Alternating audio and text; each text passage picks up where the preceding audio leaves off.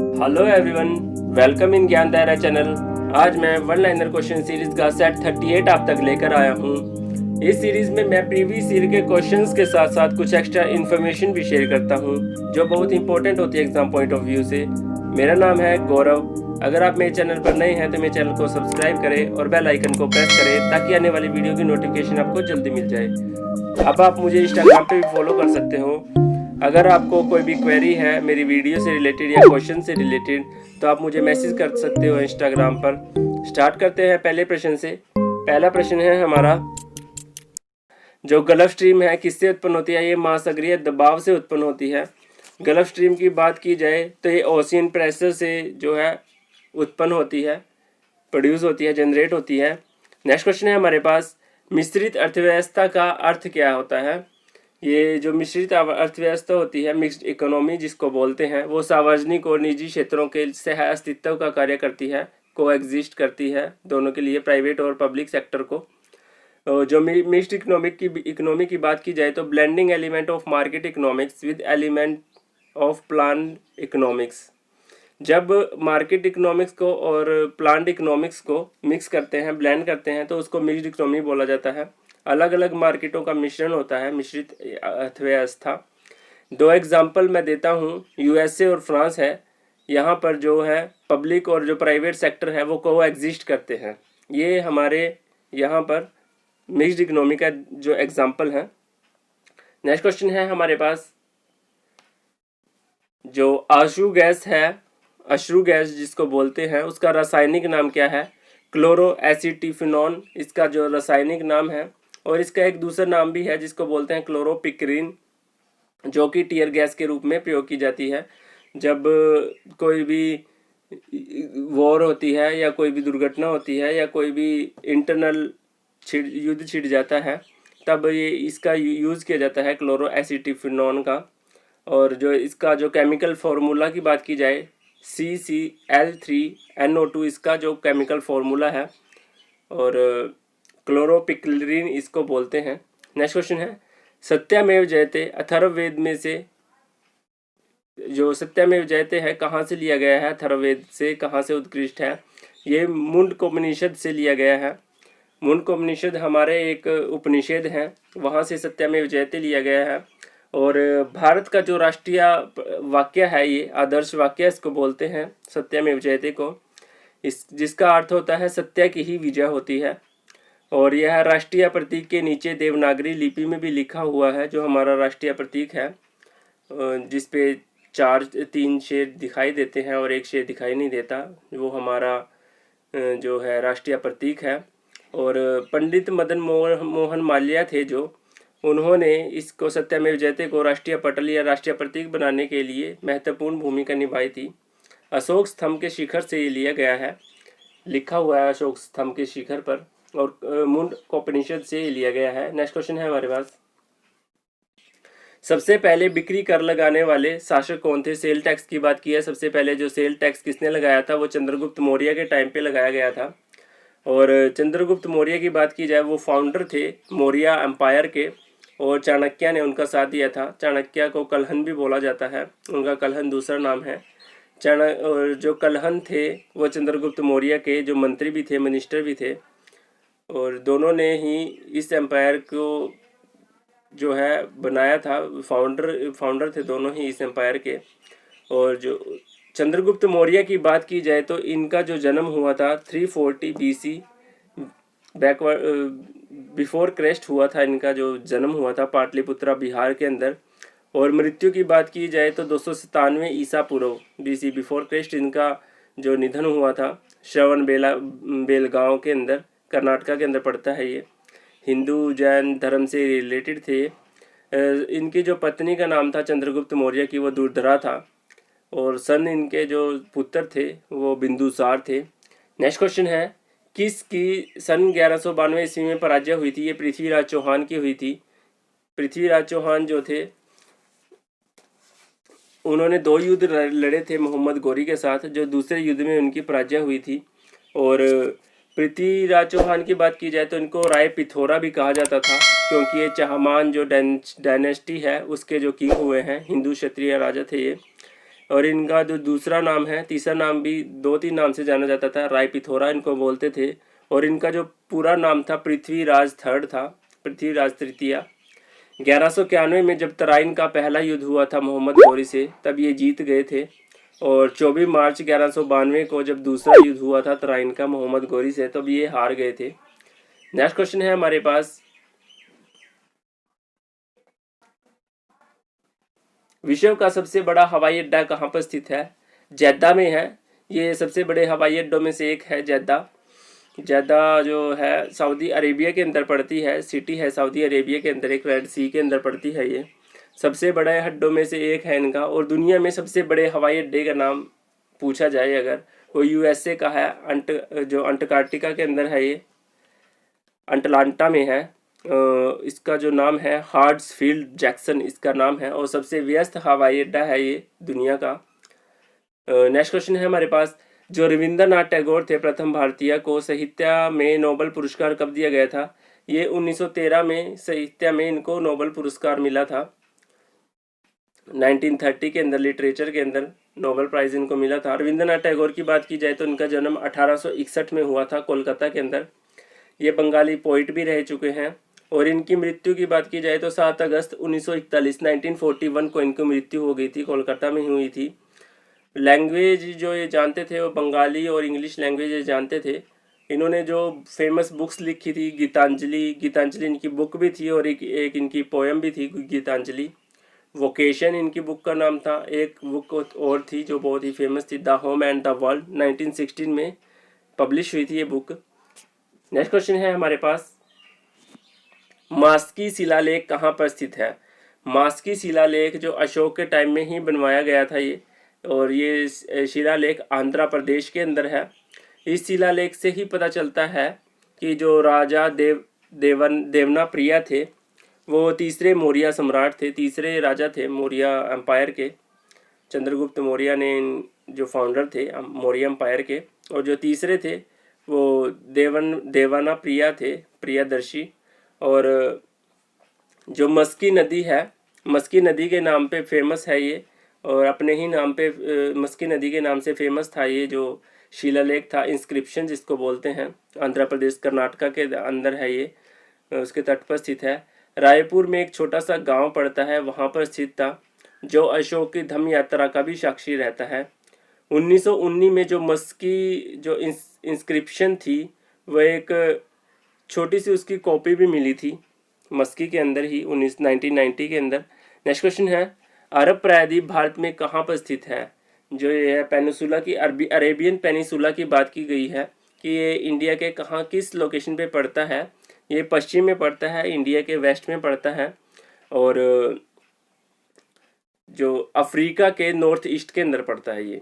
Next question है Arabian peninsula. Next question है हमारा, द बाइबल असेसिन के लेखक कौन है? ये मार्गरेट एडवुड जी हैं, द बाइबल एसेंस के लेखक। और पब्लिश हुई थी ये बुक 2000 ईस्वी के अंदर। जो नोवेल लिखा था इन्होंने, द ब्लाइंड असैसिन, और इस बुक के लिए इनको अवार्ड भी मिला था, बुकर प्राइज अवार्ड मिला था इनको, और हैमेट प्राइज भी इनको मिला था। नेक्स्ट क्वेश्चन है हमारे पास, जो नेक्स्ट क्वेश्चन है, सिंधु वैली जो घाटी है वहाँ के लोग जो किस वृक्ष की पूजा करते थे? वो पीपल के पेड़ की पूजा करते थे। इंडस वैली सिविलाइजेशन से बात क्वेश्चन आया है, ये बहुत ही इंपॉर्टेंट है। इंडस वैली सिविलाइजेशन, यहाँ से बहुत ही क्वेश्चन पूछे जाते हैं। ये सबसे पुरानी सभ्यताओं में से एक है वर्ल्ड की, और लगभग 8000 साल पुरानी है ये सभ्यता। जो यहाँ पर जो विकसित नगर निर्माण की योजना भी थी, ईंटों के मकानों में रहते थे लोग, बहुत ही अच्छी सिविलाइजेशन थी ये, बहुत ही डेवलप सिविलाइजेशन जिसको बोल सकते हैं। यहाँ पे ग्रेट ग्रैनरीज और ग्रेट बाथ भी मिले हैं मोहनजोदड़ो से, और पशुपति की भी पूजा करते थे यहाँ पर। और वृक्ष की बात की जाए तो पीपल की पूजा करते थे यहाँ पर। नेक्स्ट क्वेश्चन है हमारे पास, चाय किन क्षेत्रों में उगाई जाती है? जो चाय होती है बहुत ही ठंडे क्षेत्रों में उगाई जाती है, जहाँ पर ठंड होती है, जैसे असम के अंदर। यहाँ पे चाय की बगानें बहुत ज़्यादा हैं, चाय वहाँ पर ज़्यादा होती है। नेक्स्ट क्वेश्चन है, भारत में सर्वाधिक लंबा रेलवे जो राजमार्ग है, जो रोड बोलते हैं, वो कौन सा है? वो NH44 है। पहले इसका नाम NH7 होता था, वाराणसी से कन्याकुमारी तक था वो, और अब इसका नाम बदलकर NH44 कर दिया गया है। ये नॉर्थ को साउथ से जोड़ता है, नेशनल हाईवे है ये इंडिया का। और लेंथ की बात की जाए तो 2369 यानी 2369 किलोमीटर इसकी लेंथ है रोड की। नेक्स्ट क्वेश्चन है हमारे पास, जो भारत में प्राचीनतम तेल शोधक कारखाना कहाँ पे है? ऑयल रिफाइनरी की बात की गई है। सबसे ओल्ड रिफाइनरी जो है डिगबोई असम के अंदर है, और तेल नगरी के रूप में भी इसको जाना जाता है, ऑयल सिटी के रूप में माना जाता है इसको। एशिया की सबसे पहली जो तेल रिफाइनरी थी, यहाँ से ही सबसे पहले ऑयल निकाला गया था। 1921 में ये रिफाइनरी स्टार्ट हुई थी, और 1981 में 1901 से 1981 तक यहाँ से तेल निकाला गया। उसके बाद 1981 में इसको जो टेक ओवर कर लिया था इंडियन ऑयल कॉरपोरेशन लिमिटेड ने 1981 में, उसका नाम चेंज हो गया था, इंडियन ऑयल कॉरपोरेशन के अंडर चली गई थी ये। और नेक्स्ट क्वेश्चन है हमारा, रैम का जो पूरा नाम है, यानी इसकी रैम की फुल फॉर्म पूछी हुई है, रैंडम एक्सेस मेमोरी जिसको बोलते हैं। रैम के बारे में मैं थोड़ा सा बता देता हूँ। रैम जो होती है वो एक वॉलेटाइल मेमोरी होती है, जिसका मीनिंग होता है जब तक कंप्यूटर चालू है या जब तक कोई आपका फ़ोन चालू है तब तक वो डाटा फ़ोन के अंदर या कंप्यूटर के अंदर रहेगा, उसके बाद डिस्पोज हो जाता है ऑटोमेटिकली। एग्जांपल में चले जाते हैं, कंप्यूटर की जो रैम होती है या उसकी एंड्रॉयड फ़ोन्स होते हैं उनकी रैम होती है, कोई भी फ़ोन हो गया उसकी रैम, और लैपटॉप फ़ोन्स वगैरह इसके अंदर ही आते हैं। और एक होती है रोम, जो रीड ओनली मेमोरी होती है, इसकी भी फुल फॉर्म पूछी जाती है। जो रीड ओनली मेमोरी होती है उसमें डाटा सिर्फ रीड किया जाता है, उसमें कोई चेंजेस नहीं कर सकते हम, कोई भी रिटर्न का काम नहीं होता। डीवीडीज भी होती हैं, सीडीज भी होती हैं, और रोम वाली जो ओनली फॉर रीडर, इसमें सिर्फ रीड कर सकते हैं, राइट उसमें कुछ भी नहीं कर सकते। नेक्स्ट क्वेश्चन है हमारे पास, गोपाल कृष्ण गोखले के गुरु कौन थे? वो MG रनाडे थे। MG रनाडे का जो पूरा नाम था गोविंद रनाडे उनका पूरा नाम था। और हम गोपाल कृष्ण गोखले की बात की जाए तो ये इंडियन पॉलिटिकल लीडर रहे हैं और सीनियर लीडर थे इंडियन नेशनल कांग्रेस के अंदर। जन्म हुआ था इनका 1866 में बॉम्बे के अंदर, और मृत्यु हुई थी 1915 में मुंबई में। गोविंद रनाडे का बहुत ही प्रभाव था, ये गुरु मानते थे गोविंद रनाडे जी को। नेक्स्ट क्वेश्चन है, डायलिसिस का प्रयोग किस रोगी के लिए किया जाता है? ये गुर्दा रोगी के लिए, किडनी के जो रोगी होते हैं, पेशेंट होते हैं किडनी पेशेंट्स, उनके लिए डायलिसिस किया जाता है। डायलिसिस में बेसिकली क्या होता है मैं बता देता हूँ थोड़ा सा। इसमें जो एक्स्ट्रा वाटर्स या सोल्यूट और टॉक्सिक्स जो होते हैं वो ब्लड से निकाल लिए जाते हैं, जिनकी जो किडनी काम नहीं करती, जिन लोगों की किडनी काम नहीं करती और जो फंक्शन परफॉर्म करती है किडनी वो अपना फंक्शन नहीं करती, उसके लिए डायलिसिस किया जाता है। नेक्स्ट क्वेश्चन है हमारे पास, विश्व में सर्वाधिक बोले जाने वाली भाषा कौन सी है? जो मंदारिन भाषा है चीन की, वो सबसे ज़्यादा बोली जाती थी विश्व में, लेकिन अब हिंदी ने इसका स्थान ले लिया है और डेवलप हो रही है थोड़े थोड़े टाइम के बाद। जो हिंदी है, हिंदी ने काफ़ी पीछे छोड़ दिया है मंदारिन लैंग्वेज को, और दुनिया में हिंदी का प्रसार अब बहुत ज़्यादा हो रहा है, बहुत ज़्यादा फैल रही है, बहुत ज़्यादा लोग इसको सीखने के इच्छुक भी होते हैं। हिंदी को विश्व की सबसे लोकप्रिय बोली और भाषाओं में रखा गया है। नेक्स्ट क्वेश्चन है हमारे पास, एस्ट्रियोलॉजी का अध्ययन कहलाता है, ये स्टडी ऑफ जो एस्ट्रियोलॉजी है वो क्या कहलाती है? बोन्स की स्टडी, अस्थियों की स्टडी जिसको बोलते हैं। इसमें हम बोन्स की स्टडी करते हैं एस्ट्रियोलॉजी के अंदर। और ओरोलॉजी होती है एक, जो स्टडी करती है माउंटेन्स की, स्टडी ऑफ माउंटेन्स को ओरोलॉजी बोलते हैं। जियोलॉजी की बात की जाए तो स्टडी ऑफ अर्थ होती है जियोलॉजी। क्रिमिनोलॉजी जो होती है वो study of law enforcement and criminal justice system होता है, उसकी स्टडी होती है क्राइम के लिए, क्रोमोलॉजी बोलते हैं उसको। नेक्स्ट क्वेश्चन है हमारे पास, ये बहुत ही बार क्वेश्चन में आ भी चुकी हैं जो मैंने आपको कराई हैं। जो चतुर्थ यानी चौथी बौद्ध संगति थी, चौथी जो फोर्थ बुद्धिस्ट काउंसिल थी, किस पहली शताब्दी के अंदर किस काल में कुंडलवन में हुई थी? वो कनिष्क के काल में हुई थी। जो टोटल हुई थी 4 हुई थी पुराने टाइम में और 2 हुई थी अब नए टाइम में। मैं 4 के बारे में बता देता हूँ। जो 4 बुद्धिस्ट काउंसिल हुई थी, यहाँ पे बौद्ध लोग मॉन्क जाते थे, बुद्धिस्ट लोग जाते थे, वो अपनी मीटिंग्स करते थे बेसिकली।